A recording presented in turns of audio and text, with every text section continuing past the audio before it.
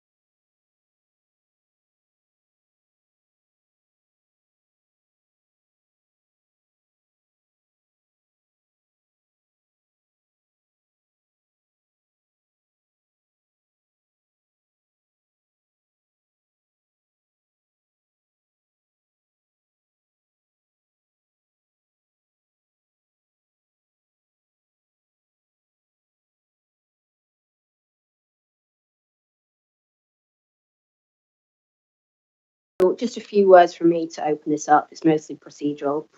My name is Councillor Cassandra Brown, and I'm the chair of the Commission. We're not a decision-making body, and the Commission's role is to make recommendations for consideration by Cabinet. So our primary aim. Tonight, there are no planned fire alarm tests, but if you do hear the fire alarm, then please leave by the nearest fire exit and make your way to the agreed assembly point, which is at St John's Churchyard off Druid Street. Council staff will be around to direct you. There are public toilets, which are located just off the main reception area on the right. Please switch off your mobile phone or put it to silent if you haven't already done so. Any members of the public here are welcome to film, audio record, photograph, or tweet the public proceedings of the meeting. But please do be considerate towards other people in the room and take care not to disturb the proceedings. If you are filming, please do not film the audience. There's a copy of the Council's protocol for reporting and filming on Southwark Council's website, should you wish to look at that. There is internet access, should you need it, which is Southwark free Wi-Fi. It doesn't need a password to access. The meeting is being live streamed via Microsoft Teams to YouTube, and it will be uploaded to Southwark Council's YouTube channel by tomorrow. If anyone would wish to speak, please raise your hand or give me a nod, and I'll give you permission to speak before contributing. And a reminder to anyone speaking with a mic, please make sure that you keep the microphone close and speak directly into it, because often we have issues with the sound online. And as always, please refrain from digressing onto other issues which are not as per the agenda, and keep comments and questions concise. The agenda for tonight's meeting is relatively short, so I would love for this meeting to finish at 8:30. If everyone can help me keep to that time, I would appreciate that. So in terms of the agenda, first of all, we have apologies. I've received apologies from Councillor Sunil Chopra, Councillor Hambas, Councillor Bentley, and Jonathan Clay, as well as a last-minute apology from Martin Bracknell. They are both co-opted members. Are there any other apologies we need to take a note of? So just quickly then, I'd like to confirm the voting members present. Please do show your hand or respond verbally when your name is called out. And I've already said, but for the avoidance of doubt, I'm Councillor Cassandra Brown and I am the chair. Councillor John Hartley. Hi, I'm John Hartley. I'm a councillor for Dulwich Hill Ward. Councillor Yousaf Hussain. Good evening, Councillor Yousaf Hussain, Councillor for Newington. Councillor Irina von Weiss. Good evening, everyone. I am Councillor for Borough and Bankside. Thanks. We also have Marcin, who isn't here yet, co-opted member. So hopefully he will show soon, but we are quorate as per the number of councillors in the room, so that's good. Okay, so agenda item 2, notification of any items of business which the chair deems urgent. There are no urgent items, to my knowledge. Agenda item 3, disclosure of interests and dispensation. So does anybody here on the committee wish to declare an interest or dispensation in respect of any of the items of business on the agenda tonight? Nope. Okay, agenda item 4, the minutes. So the minutes of the previous meeting held on the 18th of November are a little bit delayed, but the plan is to publish them later this week. So please do take a look at them. You're welcome to get in touch with me. Otherwise, we will sign them off at the next meeting. Okay. So agenda item 5, we're into the substantive agenda items now. And first up, we're going to be looking at the links between education and health, specifically with a focus on special education needs and disabilities. So I'd like to welcome and invite Russell Jones up. He is the Assistant Director of the Integrated Commissioning, Southwark Council and South East London Integrated Care Board. Quite a mouthful. But thanks so much for coming along, Russell. And I guess just a little bit of context as to why we've invited you. So this year, the Commission's been focusing on SEND provision in the borough, specifically looking at EHCPs, education and healthcare plans, but we have broadened that out and narrowed the focus again as we've gone. And a theme that has come up repeatedly is the link between education and health in Southwark and the borough and beyond. And we as a commission have been keen to look at that, because it feels like there could be something there that we're keen to scrutinise, but also we're keen to perhaps make some recommendations around so that the EHC process functions better. So you have probably between 15 and 20 minutes. If we can keep it to 15 or less, that would be ideal. And then we'll have some time for questions from the Commission. Over to you. Great. Thank you, Councillor Brown. Good evening. Thank you for having me tonight. So I'll talk you through the report which I've pulled together, which, as the Commission's request, sets out some of the links between education and health for our young people with special educational needs and disabilities, which I'll refer to as SEND from out. So just to introduce myself, I am the Assistant Director for... Could you speak a little bit closer into the mic? Sure. Yeah, better, thanks. Normally I'm too loud, so this is a refreshing change. So yeah, to introduce myself, I'm the Assistant Director for Integrated Commissioning. So that's a joint post between the Council and the local Integrated Care Board, which is the NHS commissioning organisation that covers, in my case, Southwark, but also wider South East London. So I lead our Start Well, Live Well, Age Well and Public Health commissioning teams, and this report obviously relates to the Start Well agenda, which is for our children and young people. So as set out in the report, since 2018, the proportion of children and young people with SEND has grown in Southwark since 2018. That's also sort of the national picture where there is a growing number of children with SEN and also a growing number of children and young people with education, health and care plans. Obviously, all of us across both the council, schools and the NHS are keen that our young people with SEND have the best start in life. The legal framework for that, as I'm sure you'll be familiar from the discussions you've had with other colleagues, is the SEND Code of Practice. And locally in Southwark, we have strategic partnership governance arrangements that brings together the different agencies towards that ambition. And within that, of course, the council, the NHS and schools deliver and commission a range of different provisions to support our children and young people with SEND, the majority of which are supported through universal services. So whether that's kind of schools, GPs, so on and so forth. But there are also targeted and specialist services that meet the needs of a smaller number of children and young people. I suppose a note on the commissioning bit. So integrated commissioning for this cohort of young people is relatively new. In Southwark, I should say. So the integrated commissioning unit came together in April 2024. So I think that's positive development, but is sort of relatively early doors. It's probably useful to say. And in terms of the stakeholders involved, so community health services for children and young people in Southwark mostly are commissioned by the from the Evelina, which is Guyton St Thomas's children's arm, and South London and the Maudsley for sort of NHS mental health services. Alongside that, we do also commission a small number of non-NHS services, so things like The Nest, which is our open access youth provision delivered by Groundworks. In terms of the working links, so obviously there are a number of health services that support our children and young people with special educational needs and disabilities. So that includes community paediatric services, school nursing and complex needs school nursing, community nursing, speech and language therapy, occupational therapy, physiotherapy, continuing healthcare, health visiting and mental health services. So sort of a range of things, some of which are quite specialist and some of which, again, sort of various young people might access. And I suppose what we wanted to give you in this report was a bit of a flavour of where we think we've got some of our strengths in some of those services and where there might be some things where we recognise there's areas for development. So in terms of the operational working links, positively, health services, including some of the ones I've just mentioned there, will often deliver support in special school settings. So that might be doing medicals, doing assessments, sort of tailored support planning, so on and so forth. And that being on site is really positive because it enables good working relationships across the different sort of professional partners, supports timely interventions and holistic support, and minimises the loss of education time because children aren't having to leave a school setting to go to a hospital or wherever else.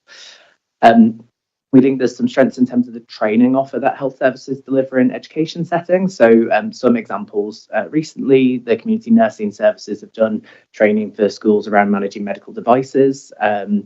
The school nursing team have provided training around health support to build school staff confidence, and the physios teams have done things around moving and handling. So again, just some of the flavours of things, and that's kind of based around need as identified. Really positively, obviously, the council and the ICB are both very committed to supporting children and young people's mental health. So that's reflected in the council commitment around 100% of young people's needs being met. And obviously, the ICB has various commitments and partnerships. Southwark is currently in the process of refreshing its priorities to include children's mental health. And so what that does mean is there is a real range of mental health support available for our children and young people in Southwark. So the Nest, I think you know about. There's also the school engagements team, which is also commissioned from Groundwork and delivers things like training and support in schools and what have you. And there are mental health in schools teams. So again, I think that's really positive for our children and young people. There's dedicated physiotherapy support in place for specialist schools and flexible offer for mainstream provision. Again, positive. There's been lots of work around transition. So we know that the move from kind of children's services into adult services is not always easy for children, young people and their families. So some examples of the work that services have done to try and improve that is running transition clinics. And in 2024, there was a transitions information event held for special schools in Southwark and Lambeth. So again, I think really positive in that regard. In terms of some of the operational panels or forums that support decision making, so things like the SEND panel, which is weekly, and the continuing healthcare panel, there is sort of representation from health and from education on those settings. So I think really positive. And I think there's a willingness in Southwark to try new things, to try and improve services. So, an example of that is health services working with education to roll out the Wellcome screening assessment tool to try and do earlier identification. And I suppose the last thing I'd say on strengths, and I'm sure there are others which colleagues would like to shout out, but I'll stop butchering on, is that we do have a really committed and skilled health workforce, and I think it's really important to acknowledge that. In terms of where we could be doing better, I think we acknowledge that waiting times for some services, and particularly in the mental health bit of the world and neurodevelopmental diagnosis, are longer than is optimal at the minute. And what I would say is that that's not a Southwark only problem. We know that children and young people's waiting times, particularly for mental health services, is a national issue. But nevertheless, the local care partnership has made a commitment to address that. And there is sort of work going on to try and address, make things better in the interim. So there's been a lot of work to improve waiting well, essentially. So a virtual waiting room has been established that has various resources that families can access. And there's been some work in mental health in particular to try and link up the Nest with CAMS, which is the NHS mental health services, to try and make sure that young people can get to the help and support they need as quickly as they can. There is some work underway around the sort of timeliness and input to the education, health and care planning process from health partners. So I think there's lots of high quality clinical input there, but we recognise that maybe sometimes the assessments aren't as tailored as they might need to be for that process. So there's been some really good work, and I would say that Guy's and St Thomas's have been really engaged and positive in some of that quality improvement work. So just to thank colleagues really for that. As I've said above, I think transitions is a challenge area. And again, that's not just in Southwark. And I think, like I said, there's been some good work locally around that, but we nevertheless acknowledge that probably if you spoke to our children, families, they would call that out as something that is sometimes a challenge. I think on the workforce front, I think we need to acknowledge that there are national issues, and that's across various parts of the health and care workforce, which obviously impacts on sort of capacity here and elsewhere. And lastly, I think we recognise that currently there's some variation in the commissioning arrangements for different services, and some of the service specifications that services have been working to are historic. So there's work underway to update those, but that's sort of the present situation. Moving on from the kind of operational into the strategic realm, I think it's fair to say that the governance arrangements for SEND and Southwark have gone through a transition over the last 12 months. So there's been a re-established SEND and Inclusion Strategic Partnership Board, which is in fact meeting tomorrow. And that reports into the Health and Wellbeing Board. And then there's also a Quality and Improvement Board, which feeds into that. So I think health and education partners have been active participants in all of this refreshed governance, which I think is really positive. So that's included people from the council's education team, representatives from schools, health provider colleagues, as well as ICB colleagues and clinical leaders. I think this is a positive development, the sort of new governance arrangements, and obviously we'll be continuing to develop these over the coming year, including trying to strengthen some of the kind of partnership performance oversight and data reporting. Like I said in the introduction, I think integrated commissioning for SEND is relatively recent development in Southwark. So we'll also be looking to strengthen those arrangements over the coming year. And beyond that, I think the other thing to say about how the ICB is organised is I work for the Southwark Place team, but the ICB does cover 6 boroughs in South East London. So there's kind of a central planning team as well. And they've established an SEND forum to try and sort of share good practice across all of the boroughs. So I think that's also a positive development. I'll probably pause there because I feel like I've thrown a lot of information at you all, and I'll open up for questions. Thank you. Thanks very much. That was very quick. 9 minutes, so thank you.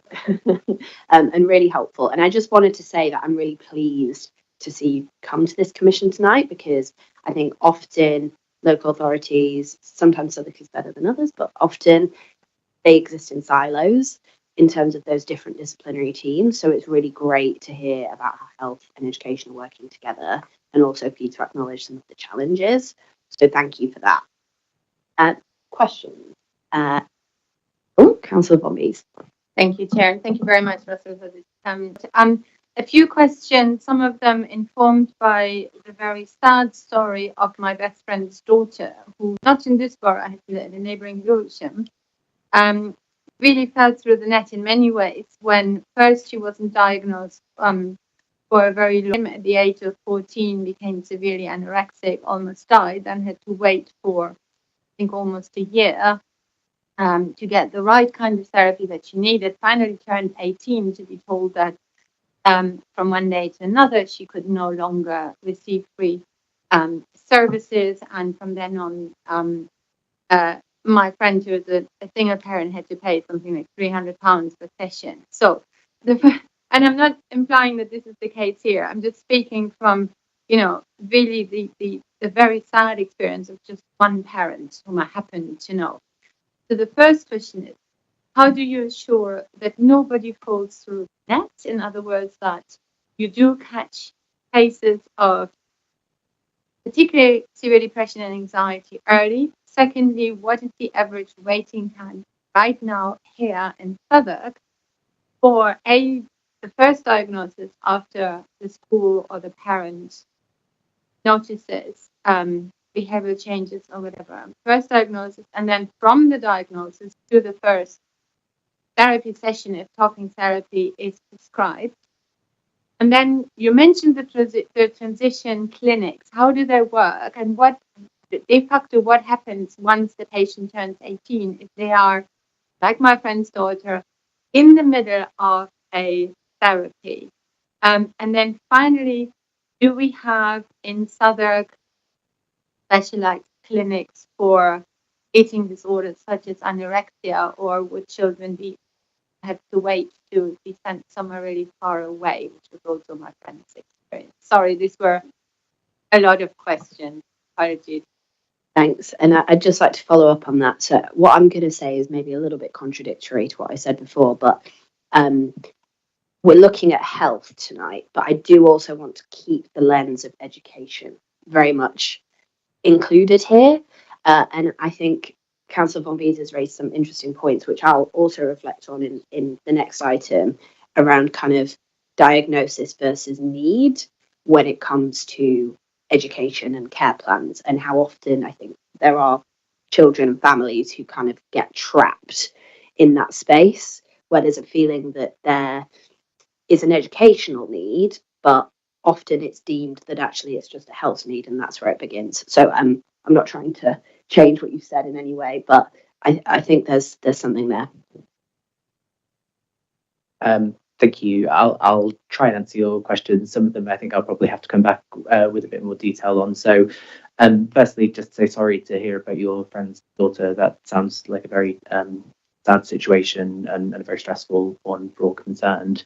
In terms of your first question, which is how do you assure people don't fall through the net? So I suppose what I would say is, obviously I suppose there's a whole system approach to how you look to support children and young people. So that would involve referrals from schools, sometimes referrals from families, and self-referrals, so on. And like I said, I think because there are different avenues of support, so like the mental health in schools teams, school pastoral teams, the Nest, so on and so forth, there are different ways of getting to that help. I can't say hand on heart that nobody ever falls through the cracks. That I don't think would be accurate, but I think there are lots of means of getting help, and I think it's all of our duty to try and safeguard children and young people. So I think that would probably be the first thing I would say. I'd have to come back to you about the average waiting times if that's okay, but I can find that data and bring it back.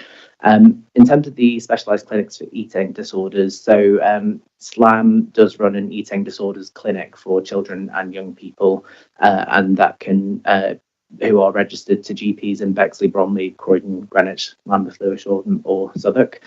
So there is specialist support in that way. And the transition clinics, I'll have to come back to you with a bit more information on sort of the nuts and bolts of how that worked, if that's okay.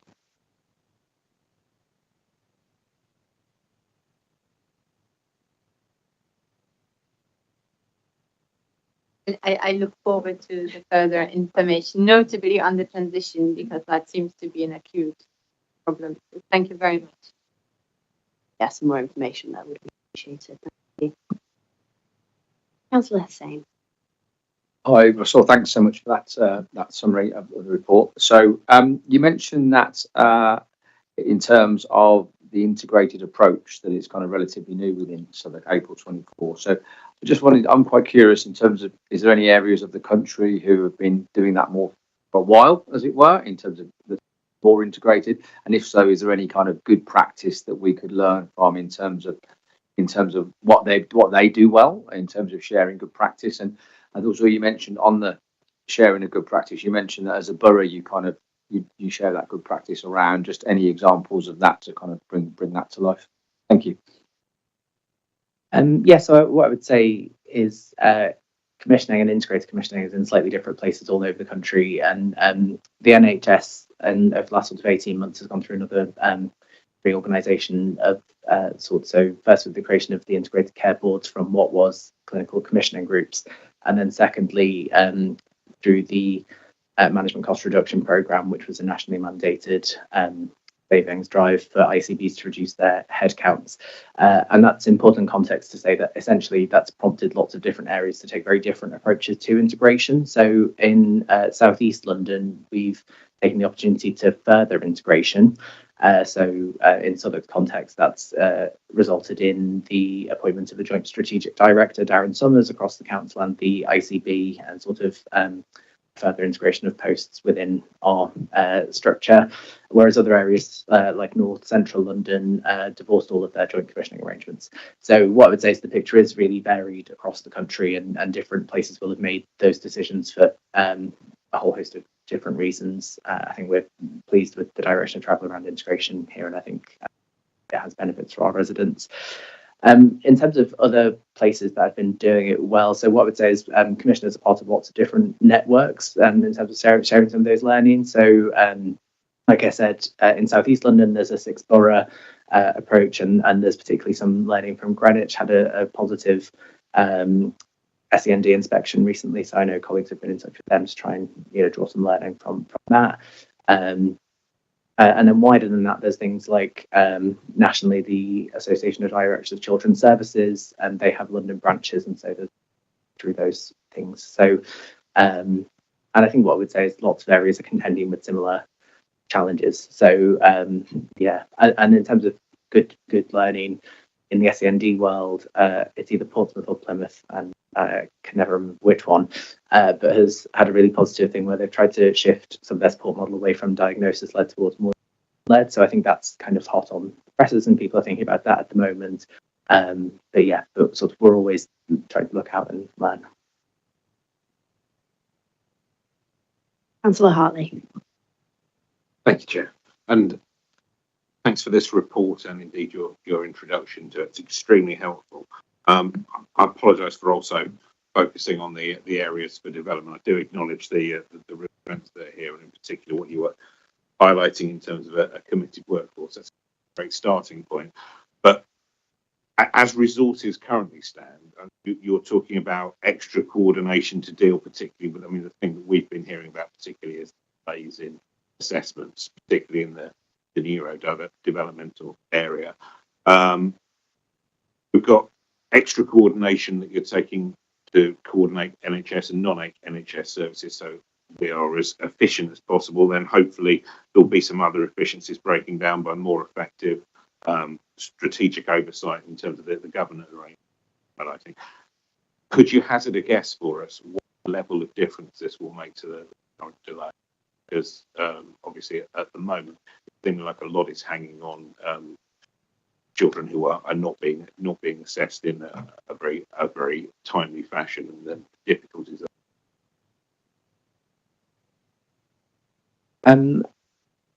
I suppose that I'd be reluctant to try and put a number on it, as in, and I also think that probably relates to Councillor Von Boyce's question about the average waiting time. So I think if it's okay, I'll come back to you with a little bit more detail on that. I mean, what I would say is the neurodevelopmental pathway delays, again, are not just a Southwark specific issue. They extend wider than that. So I think that, which of course isn't any use if you're a parent or a child in Southwark. But I think just to say it's a really complex issue, and I think and I suppose what I would say is that the coordination between the NHS and the non-NHS services and more towards non-neuro pathway in terms of sort of general therapies interventions, because the neuro pathways are very specific. Sorry, you've mentioned a couple of times that these are not local issues, if you like. And obviously you're involved with the NHS provision across that area of the South East. Are these problems just as common, say, across London and other areas of the country, or I mean, I'm presuming you're talking to colleagues in there?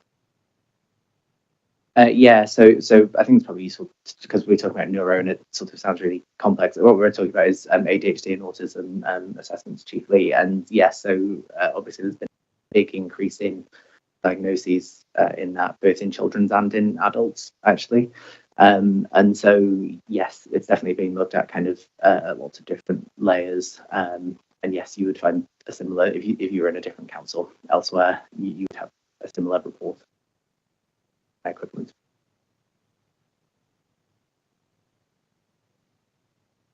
Thanks, Councillor Hartley, and thank you.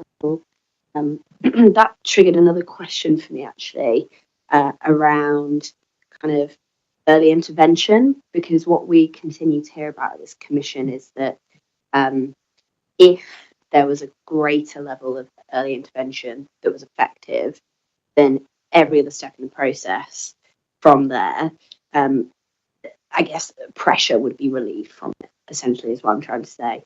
And I don't see much around that here. So I wondered what you believe health's role is in that. We've heard from the council officers in other meetings that that's a real area of focus for them. So I'm wondering where you think health can make an impact. And then another question really around kind of the day-to-day issues that you see when it comes to health's role in this. Because I think what's great about this is all of the kind of governance and the strategic elements that are being looked at. But if I was a parent of an SEND child in Southwark, I'd be kind of thinking, well, what does this really mean for me? And so if you can put it into kind of words about how these areas for development will actually impact families, I think that would be helpful to bring it to life a little bit.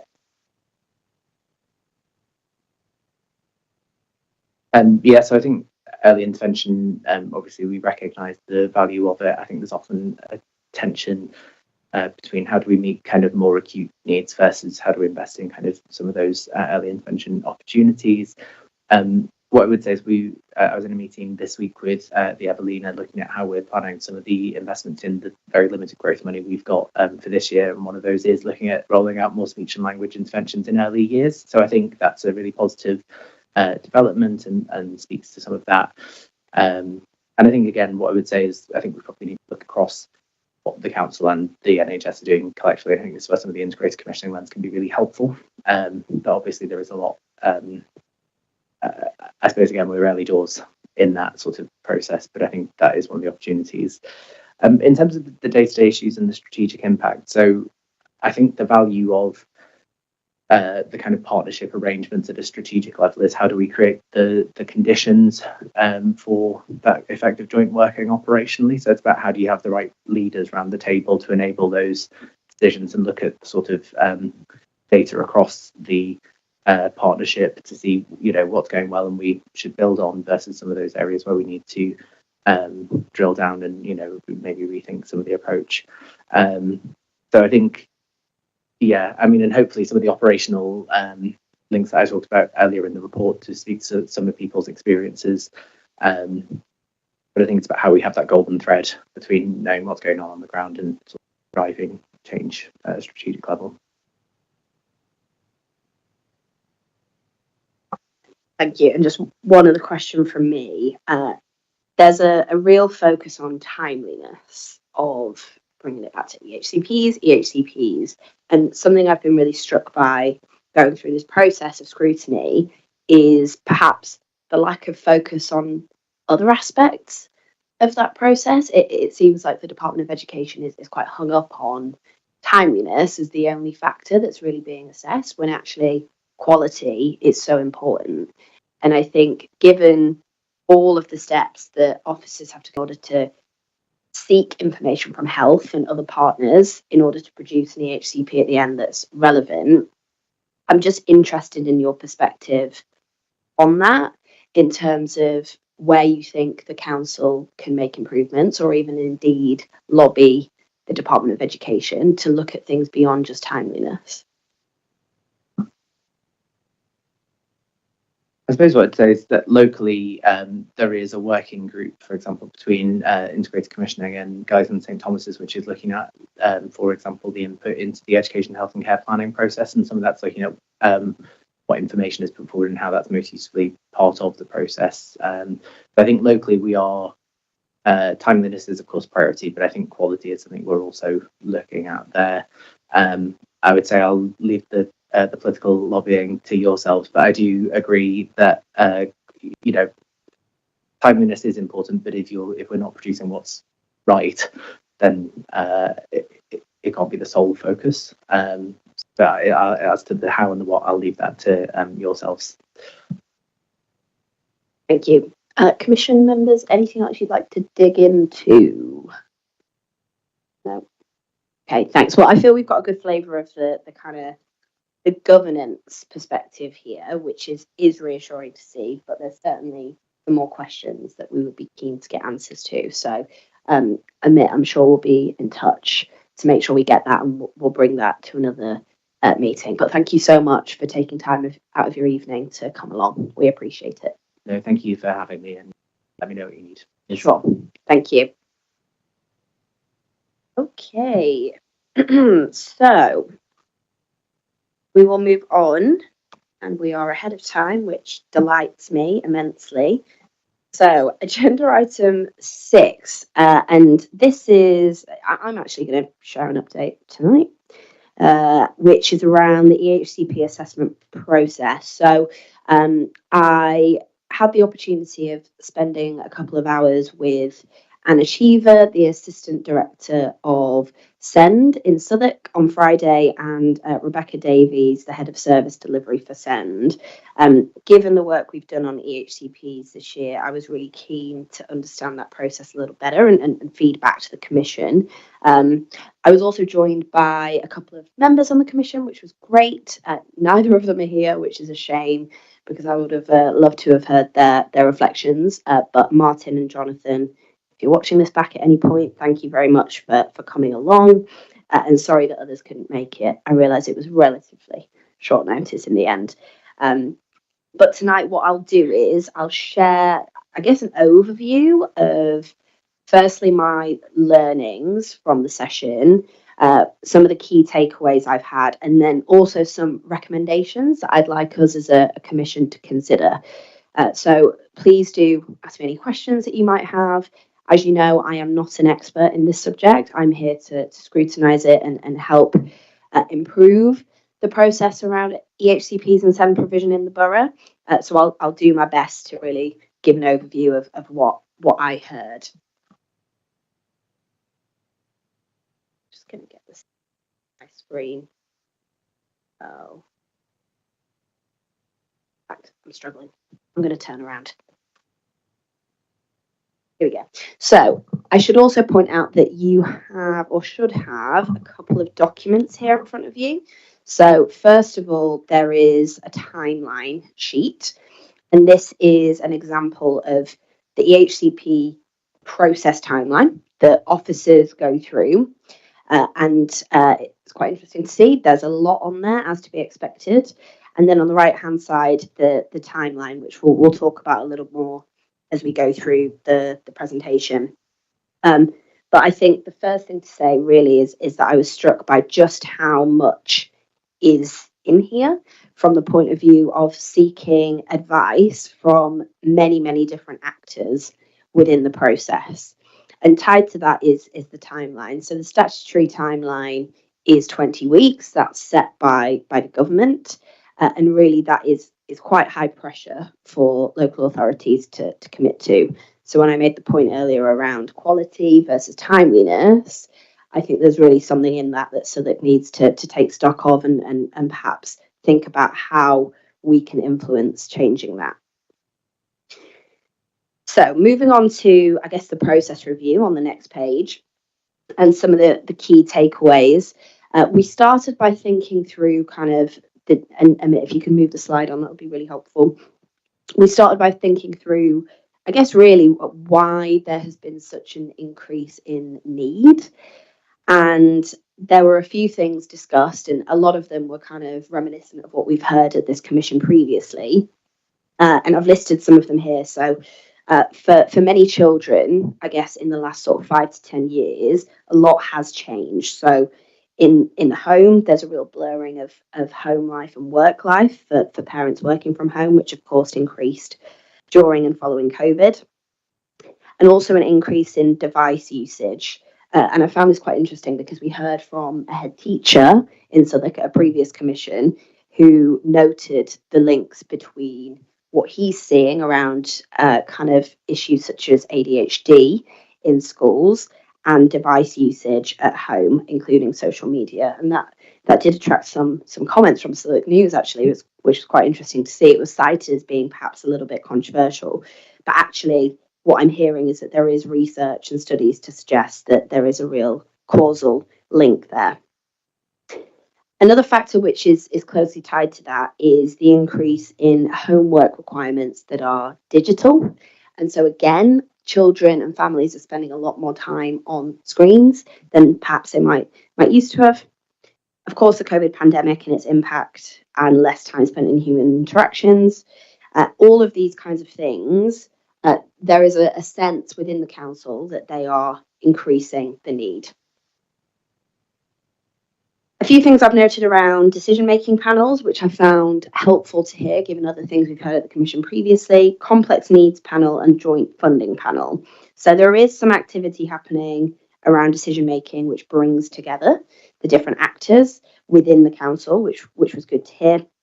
And just a few points around some of the age stats in terms of EHCP applications. So 20 to 27% of applications are for under 5-year-olds, 40%, which is the bulk, tend to be for 5 to 11s, and 20% 11 and over.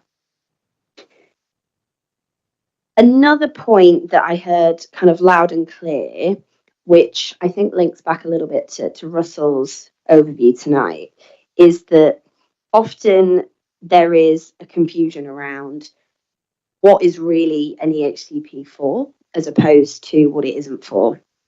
And the link between health and education is key.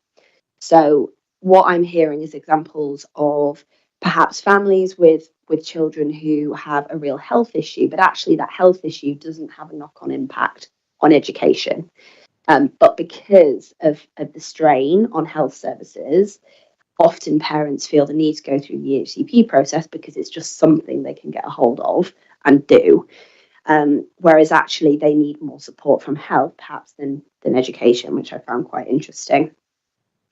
I've already mentioned the number of steps in the process, which is clear. What I think is also interesting around this is the lack of flexibility in the process. So local authorities don't really have the autonomy to change the process in any way, and you could argue that that is a good thing. But it also means that there's little room for local kind of evidence and experience to be levied on the process. There was a point around requests and who those requests come from. So often, in fact, in Southwark, there's a high number of parental requests for EHCPs. I think the number was 60% that Anna Cheever shared. And some local authorities set targets around this. So, for example, some local authorities have a target of only 20% of EHCPs coming from parents. And I think that could be quite a perverse incentive in reality. That said, what we know is that actually sometimes other actors are better placed to submit that application, but just with parental support guidance. Next point is a bit of a repetition, so we'll move on from that. Point around timeliness. Timeliness has improved. As a commission, we have seen that. We've seen evidence of that, which is great. But unfortunately, Southwark is reliant on partners to make sure that we hit those timelines. And so, although Southwark is accountable for the outcome of the process, there are many, many actors here who present challenges when it comes to making sure we hit these timelines. And another factor that can influence timelines is school holidays. So what we're finding is that most of the applications come in July. So parents are at the end of the school term. They've finally got a moment to get the application in. Same for school staff. And there's 100% uptick. And it's over that period that actually a lot of families and children aren't around to really take part in the process, which can often set the timeline back by around 5 to 6 weeks. And there's no room for exception there when it comes to the data that we have to submit back to the DofE. There is lots more in here. So I'm going to pull out perhaps a couple more points on key takeaways. So just at the bottom of this slide, the point around data integrity when submitting our timeliness figures to the DofE is quite an interesting one. So there's a number of exceptions that local authorities can draw on if they are behind schedule, but they are extremely limited to families and children being in hospital and exceptional circumstances like that. So when we come on to the recommendations, I'd like us to have a look at perhaps widening that list, or at least influencing the widening of that list. Okay, on to the next slide. Just to reiterate this point around the dichotomy between quality and timeliness, to me, it doesn't make a great deal of sense that timeliness is the only metric that's currently monitored. Yes, it's easy to monitor that metric, but it appears to be a bit of a tick box, when in reality, there are so many more elements of the process, as you can see, that really should be looked at. And so I'm pleased that we're bringing this to scrutiny. But aside from looking at the timeline, there's really not much else that we have data around to really get into. Just a few more points as we finish off this slide. So we heard from Russell tonight around kind of speech and language therapy increases, which is great to hear. But there's also a limited number of child psychologists available in schools. And what's really interesting, I think, around this point is that the schools that do have child psychologists in place tend to know the children better before the point at which they enter the EHCP process, which means that those child psychologists don't need to start from week 0 to get to understand the child and their family and input into the EHCP, which just speeds up that whole process. What we know, however, is that child psychologist resource is extremely limited, and it's also one of the most expensive posts that the council can put in place in this sector. And finally, another point which was quite interesting is that Southwark is one of the lowest providers of independent SEND provision in the country, and that chimes with other things we've heard at the commission previously. So some of you might remember Fran, who was an ex-head teacher in Southwark. Her grandson went through the EHC process and ultimately a tribunal.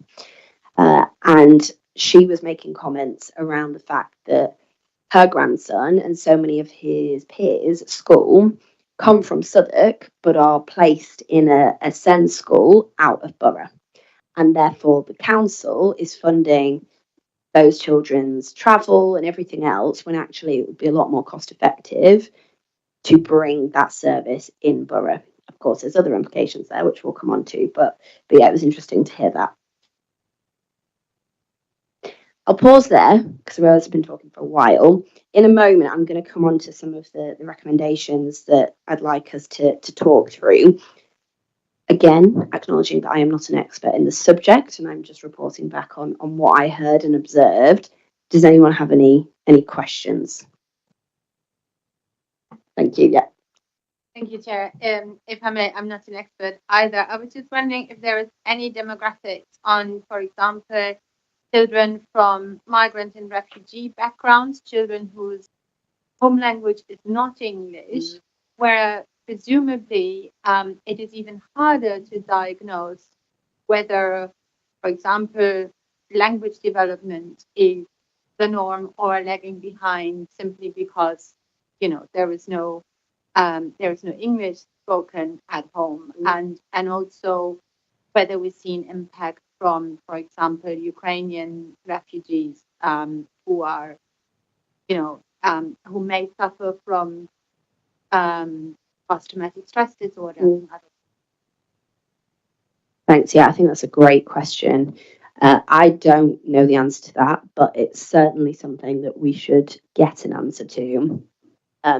It did trigger a thought, though. One conversation we did have was slightly related, but not entirely, around stigma associated with kind of language difficulties and other issues that a child might face, and perhaps certain groups or cultural backgrounds having a slightly more kind of negative view on acknowledging that issue and then placing their child in a school that is not a mainstream school, and therefore the impact that has and the delay that has on them getting the right support. So I think those two things are linked, and it's probably something for the Commission to look at more broadly, but does feature in one of the recommendations that I've outlined as well.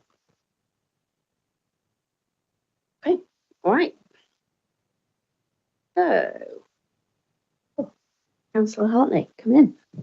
But yeah, I guess it's more comment than question. But looking on from your learnings to your recommendations, I'm struck by how much of this is a national problem.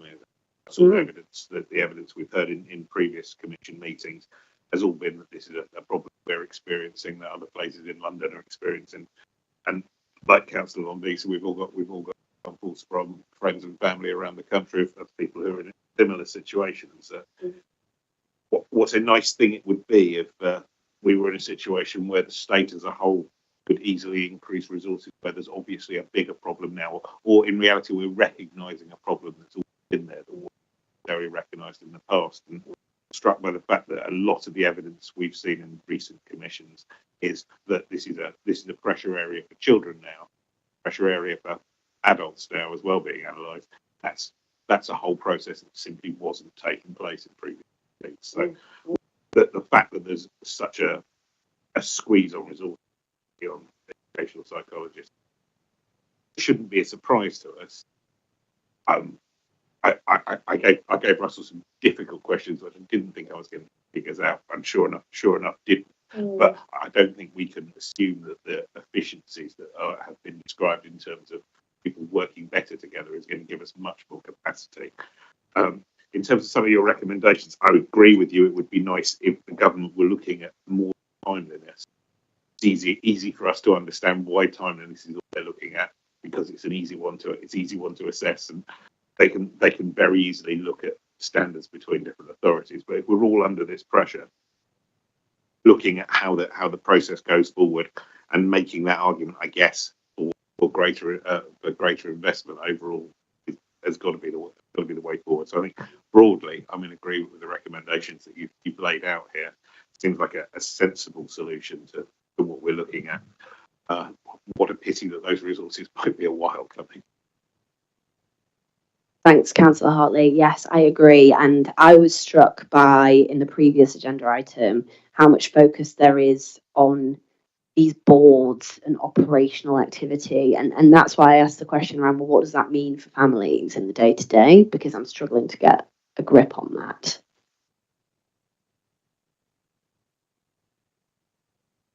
Councillor Hussain. Thank you. And just on that, like, it sounds to me that there needs to be more of a focus on like impact and outcome, as opposed to, as you say, as opposed to governance and procedure and kind of structure. Like, how are they measuring the impacts, and what are the clear around that, in relation to this, but also. Yeah, absolutely. And I often feel that at this commission, we're kind of stuck between the high level kind of bureaucratic governance and the very kind of human stories that we hear from teachers and families. And it's great to hear them, but there's kind of this middle ground that we're really missing. And I think you're right in terms of like what are the outcomes, and it relates back to Councillor Hartley's point about the timeliness piece. It's the easiest thing to measure.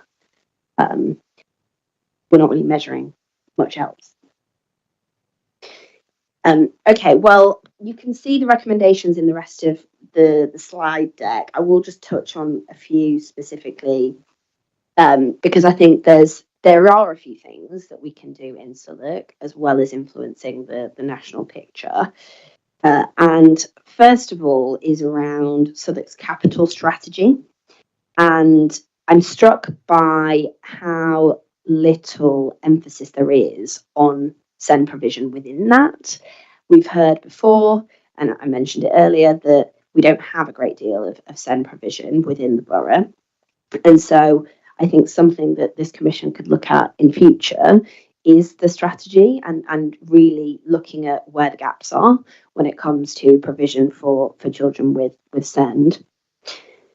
Something else which is in train, but again, I think should be looked at again, is satellite SEND provision for existing schools. I don't fully understand what that means, but I think it means that children can be provided with support closer to home, but via that school and the staff within that school. So it's being trialled. It's something we should certainly look at again.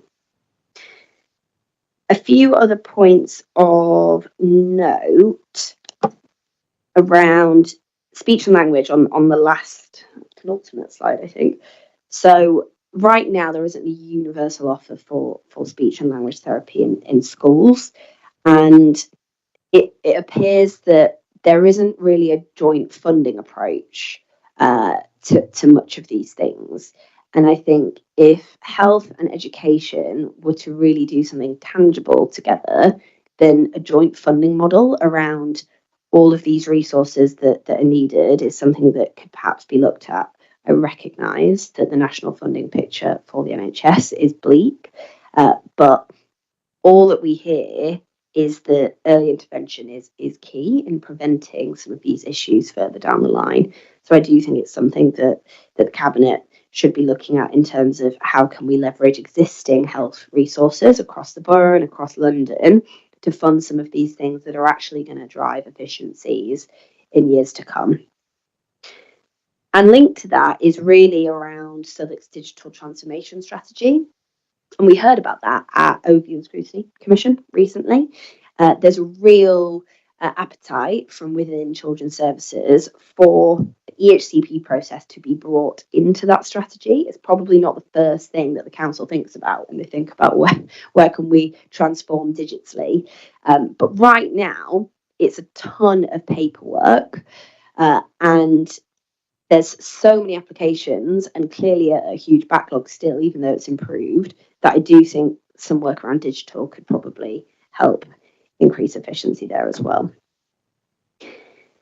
A point around kind of awareness among parents. So to your point, Councillor Von Vies, I think that perhaps the council can do more to support parents and families in the borough to look out for emerging SEND needs in children, given the increase in language difficulties, in ADHD and autism diagnoses that we're seeing. I do think so that council has a responsibility to help make parents and families more aware of these things and where they can get the help and support that they need. And then last point before coming into a wrap up on the government lobbying that we can be looking at is really around continuing to engage and grow the reach of Southwark's parent carer community. So from my understanding, it's only really in the last couple of years that the council's done really meaningful engagement in that way within this particular topic. And the parents and teachers who have come to the Scrutiny Commission this year have fed back through that forum that it's been really great that they've had this platform to share their personal experiences. So I really think that the council needs to focus on A, how they can grow that, but also B, how they can amplify those voices. And so I'm pleased tonight that we've heard from, another officer on everything that's happening at a high level. But I really think we need to hear even more from the people who are experiencing the impacts of the problems here on a day-to-day basis. And then finally, on government lobbying, you're right, Councillor Hartley, a lot of these problems are not problems exclusive to Southwark. They are national problems, but as a very big local authority with a voice, I think we do have a role to play in improving the system. And I've been thinking, and it'd be great to hear any inspiration from the Commission on this about other things that this Commission has been able to bring forward, which could have an influence on the national scale. So, for example, the Inclusion Charter that was implemented off the back of scrutiny that this Commission did has a real potential to be taken on and delivered by other local authorities, and indeed influence what the government is doing on this area. So it'd be great if this Commission could influence something along those lines. But yeah, just a few points to wrap this up. So first of all, it's clear that the timeline is not long enough. I think it's good to have ambitious targets and KPIs, but when this timeline is repeatedly not met, because officers are dedicated to making sure that the EHCP is of high quality and not just done quickly, clearly, I think the goalposts need to be shifted somewhat there, at least including more exceptions. That's the final point, so that parents and staff within local authorities aren't under such high pressure to deliver something in a completely unrealistic timeline, which won't have a good outcome for the family unless they deliver it in that timeline. More educational psychologists made available to schools. We've spoken about that. Better investment in speech and language provision. More data returns that aren't just timeliness. We've talked about that. And greater flexibility required by local authorities to simplify the process. Now, I think that one could be quite ambitious, and it'd be interesting to dig a bit deeper into that in terms of what the council thinks are the areas where we could perhaps make some changes to make this even better. But certainly we can look at these things again. So hopefully that's a helpful overview. I realise it's slightly chaotic, and that's probably thanks to me trying to understand this whole thing in 2 hours. But yeah, it's certainly been illuminating for me to get closer to how this process works. I certainly have a greater understanding and sympathy for both council colleagues who run these processes and parents, schools and other actors who have to go through it because it's not easy. So yeah, that's all I'd like to say really. I'd really welcome some comments and discussion on these recommendations. Councillor Bondies. Thank you, Chair. And again, I think that was very impressive summary. And again, I know you're not an expert, and neither am I. I just recall that we had and experts either in this commission or in us, I think it was in the who were talking about the timing of intervention in a child's life. So I was wondering, looking at the age stats, if it is only 20 to 27% of the children who are, for whom applications are made, who are under 5, what happens before, really, and in particular, before they enter primary schools? Is there any way, if it's true that it's so important to have an intervention as early as possible, and that it is possible to diagnose, for example, speech problems at a much earlier age, what is being done? So, for example, in Germany, which is by no means always an example of best practice, but I happen to remember that when I grew up in Germany, there were mandatory health checks for babies toddlers, young children up to age, that would look at physical and mental development and intellectual development as a kind of process. I believe that is still the case. Is this something that the experts did talk about? Is it something that maybe we can start in terms of best practice? Yeah, I think the early intervention piece has been cited as key. I don't think we've gone into any great detail on what that actually looks like. My assumption, and it is only an assumption, is that resources are so limited that they are, for the most part, focused on this process, and there's very little room to support families before that. I know that's not that helpful, but I guess what I'm saying is I agree. Things like that would be really important. Trying to think if there was anything else that Anna Cheever said on this topic. If, yeah. And is that something that families can apply to before?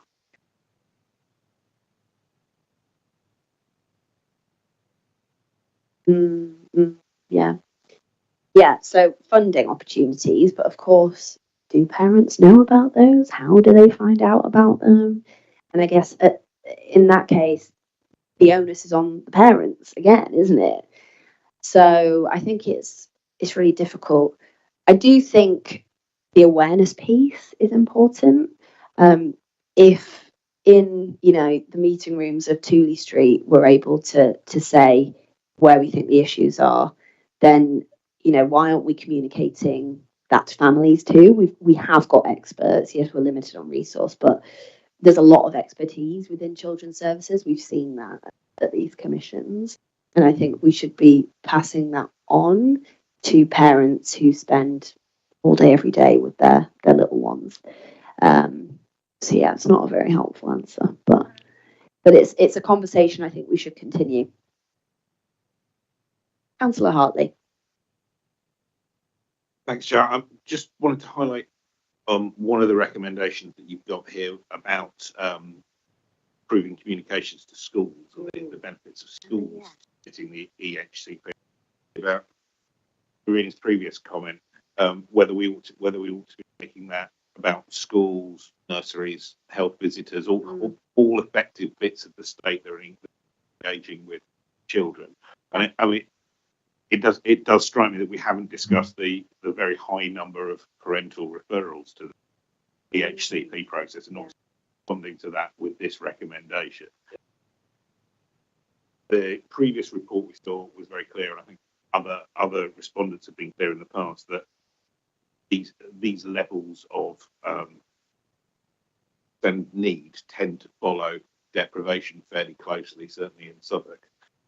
Or we leave it up to parents to be the arbiters of whether to go down the EHCP process.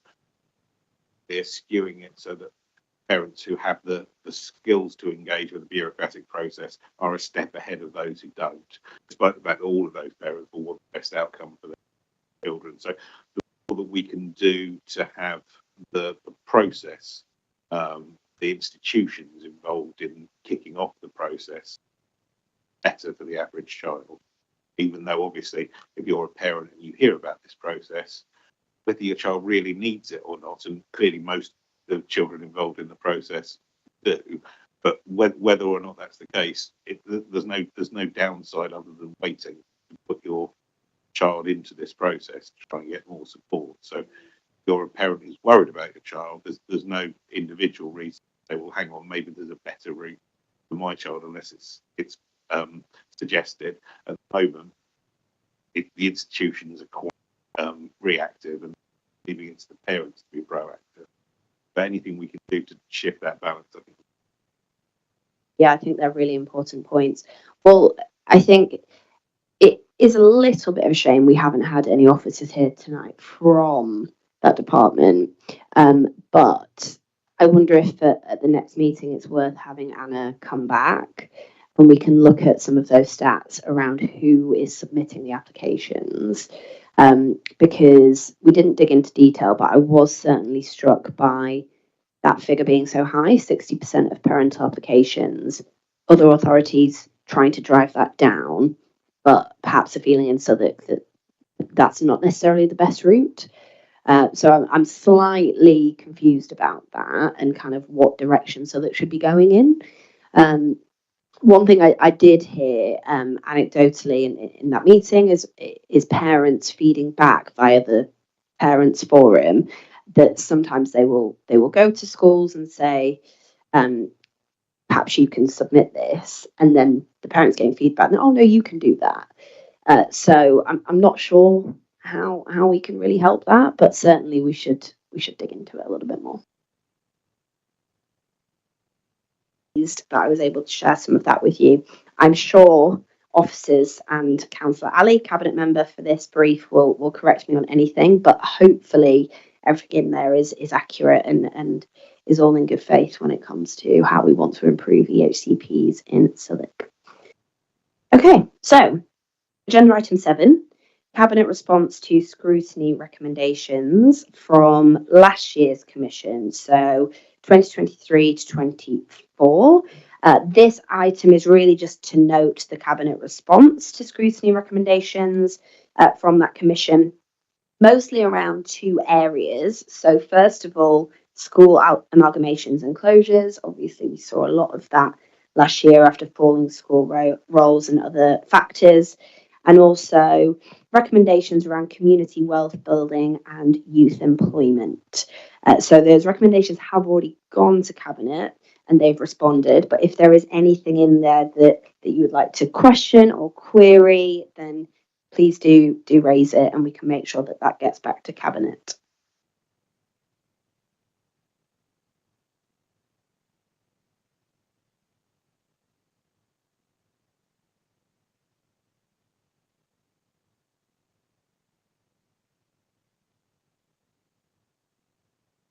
I also have a question for you, Amit, on this. Is it typical that this item would come at this point in the year?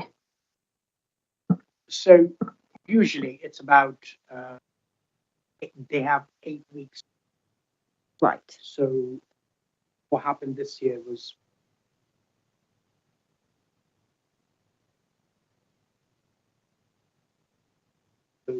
got postponed and it came through right. October, November. Sure.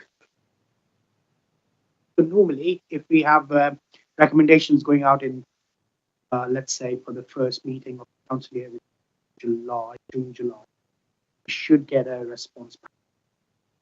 It was delayed by a couple of weeks. So with the meeting cycles, Got it. Okay. There's elections getting a lot of blame for everything, aren't they? But that's fine. Okay. Well, if there's no questions or feedback, then I will take the report as read and noted. There's nothing for us to do really other than just note that we've received it, which is good and better late than never. The fact that we're different members makes it a little difficult to comment. Well, quite, yeah, and that's why it does feel bizarrely late to be seeing it, but you know, I recognise the challenges and how unusual last year was, so fine. Okay, well, in that case, we're on to the final agenda item, and it is 8:15, so we're ahead of schedule, and that is the proposed work programme. So our last meeting of the year is on the 8th of April, and as it stands, there are 3 agenda items. The first one is around the Southwark Safeguarding Children partnership, which is a statutory item in the remit of this commission. We'll also be looking at the youth employment support offer, which I'm pleased to see because we spent a lot of time focusing on education and EHCPs. Local economy often feels like the forgotten cousin on this commission. So it's nice to be able to look at that as well. And I think there could be a nice tie-in actually with what we've been looking at, particularly around the transition between children's services, adult services, and how those 2 areas are interdependent. And finally, draft scrutiny recommendations and reports. So over the year, we've been looking at lots of different things within the topics that we've chosen. And so at that point, really, our work comes to a bit of an end. And so we'll have a discussion around what should feature in that report, which we will then go away and pull together ready for the Cabinet to consider. Of course, we've heard about a few things tonight that we may want to just come back to somewhat, but I'll open it up to members to feedback on that agenda and flag anything else that you think we should try and cover in some way before the end of the year.